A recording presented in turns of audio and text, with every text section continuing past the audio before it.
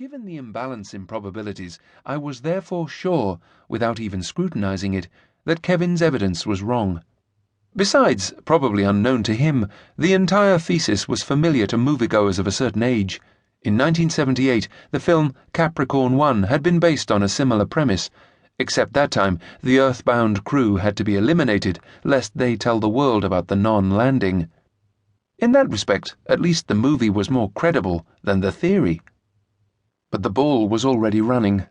I became obsessed by conspiracy theories and what it was that made people believe them. Kevin was not some credulous blotter absorbing any old liquid that his mind settled upon. He was a bright, well-educated and commonsensical man. You could trust him when the Tunisian secret police were around. What's more, he'd probably have characterized himself, like me, as a skeptic. So why did someone like Kevin choose to believe, and argue for, a theory that was so preposterous? I wanted to understand what was going on, not least because, at the beginning of 2002, it wasn't just the events of 1969 that were under particular scrutiny. All sorts of conspiracy theories were springing up around the attack on the World Trade Center and the subsequent coalition invasion of Afghanistan, theories that seemed to me potentially dangerous in the worldview they expounded. As I researched, these theories didn't evaporate or appear purely marginal. Instead, they seemed to become more insidious, more pervasive. Conspiracy in the bookshops. We in the West are currently going through a period of fashionable conspiracism. Books alleging secret plots appear on the current affairs and history shelves as though they were as scholarly or reliable as works by major historians or noted academics. Little distinction is made between a painstakingly constructed biography of John F. Kennedy and an expensive new tome arguing, 43 years after the event, that the president was killed by the mafia.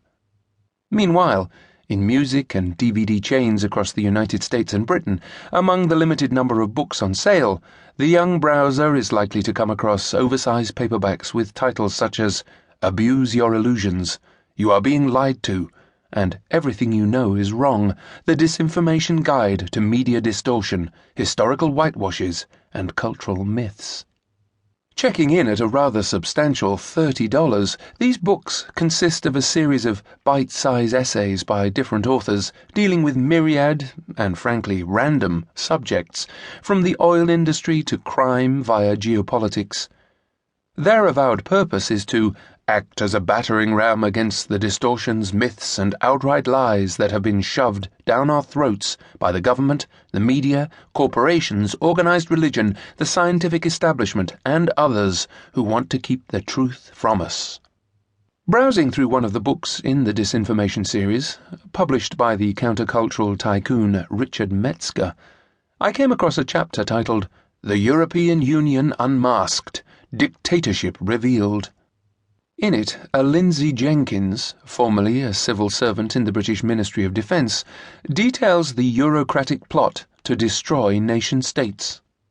At one point, Jenkins suggests that the encouragement of regionalism is part of this complicated conspiracy, the idea being to weaken Europeans and render them unable to resist the imposition of the superstate.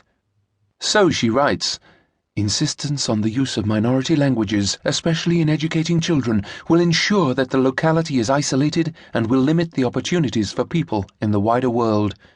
It will make them second-class citizens and easier to control. All regional assemblies will have multiple translation services, which will further reduce their effectiveness.